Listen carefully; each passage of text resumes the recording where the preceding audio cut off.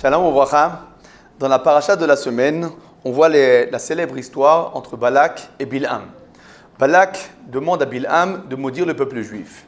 Il envoie pour ça des envoyés et Bilham leur dit « Vous savez, je ne peux rien agir sans la volonté d'Akadosh Baruch Hu. » De nouveau, Balak envoie des envoyés et pour la deuxième fois, Bilham dit la chose suivante. Imiten Balak melo beto kesef vezahav lo uchal la'avor et pi Hashem Elohai la'asot ketana o gedola. Même si Balak me donne toute sa maison remplie d'or et d'argent, je ne pourrai pas agir au travers de la volonté de mon Dieu. A priori, nous avons devant nous un homme tzaddik qui est prêt à refuser à tous les bienfaits du monde pour accomplir la volonté d'Akadosh Baruch Hu. Et voici que nos sages nous disent, de là nous apprenons que Bilham était un homme avide, puisqu'il a dit, si Balak me donne tout l'or de sa maison, alors c'est donc qu'il était avide. A priori, nos sages, on va dire, a priori déforment la volonté du passouk. C'est pas ce qui est marqué. Ce qui est marqué, c'est que même si Balak me donne énormément d'or et d'argent, je ne pourrai pas transgresser la volonté d'Akadosh Baruch Hu. C'est que nos sages savent lire le passouk avec, on va dire, sa mélodie. Nous pouvons lire ce passouk de la manière suivante.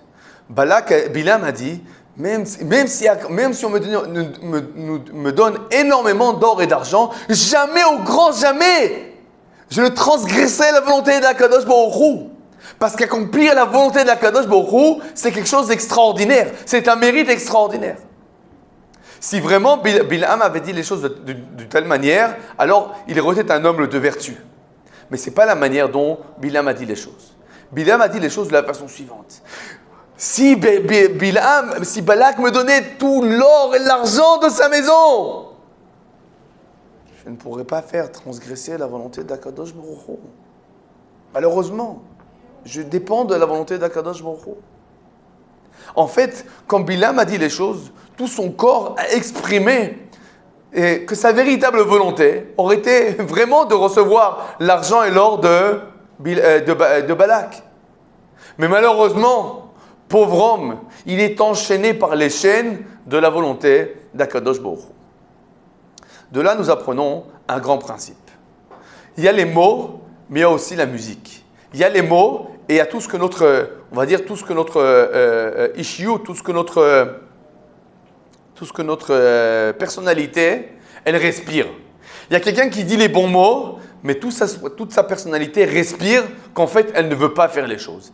Et Akadosh Baruch Hu, il nous juge pas seulement sur nos mots, il nous juge sur ce que nous respirons.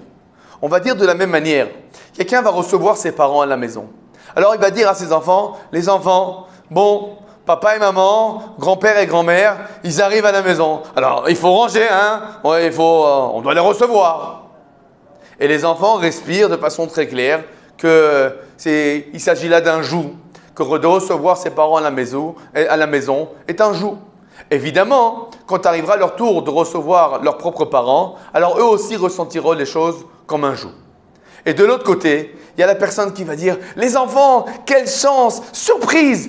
Grand-père et grand-mère viennent à la maison, venez, nous allons ranger pour les accueillir de façon honorable. Quel mérite pour nous, quelle joie !» Et les enfants ressentent de façon très claire que véritablement leur père ou leur mère ont une joie dans leur cœur de recevoir leurs parents.